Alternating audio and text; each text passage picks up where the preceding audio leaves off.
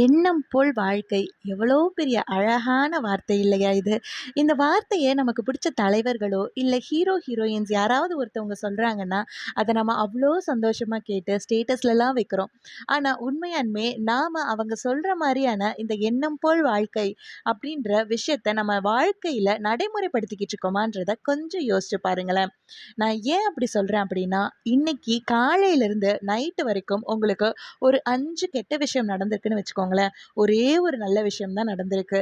நம்ம மனசு என்ன பண்ணும்? அந்த 5 கெட்ட விஷயத்த பத்தியே தான் யோசிச்சுக்கிட்டு இருக்கும். நமக்கு நடந்த அந்த ஒரே ஒரு நல்ல விஷயம் இருக்கு இல்லையா? அத கவனிக்கவே கவனிக்காது.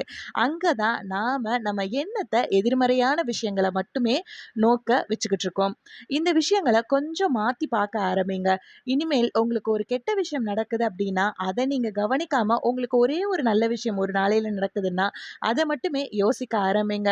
கொஞ்சம் கொஞ்ச நாளுக்கு அப்புறமா என்ன ஆகும்னா, உங்களுக்கு நடக்கிற கெட்ட விஷயங்கள நீங்க கவனிக்காம, நல்ல விஷயங்கள மட்டுமே கவனிக்க ஆரம்பிக்கும்போது, நீங்க நேர்மறையான மனுஷங்களா மாற ஆரம்பிப்பீங்க. உங்களோட எண்ணம் நேர்மறை நிறைந்த எண்ணமா மாற ஆரம்பிக்கும். இது நான் சொல்லும்போது ரொம்ப சின்ன விஷயம், சாதாரண விஷயம் மாரி தான் தெரியும்.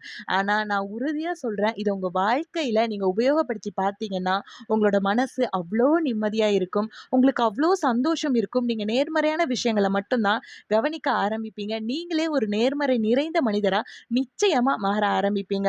ஒருவேளை நான் சொன்ன இந்த விஷயத்த உங்களோட வாழ்க்கையில நீங்க உபயோகப்படுத்தி, உங்களோட வாழ்க்கையில உங்களுக்கு ஏதாவது ஒரு மாற்றம் சின்னதா தெரிஞ்சா கூட, மறக்காம அத கமெண்ட்ல வந்து சொல்லுங்க.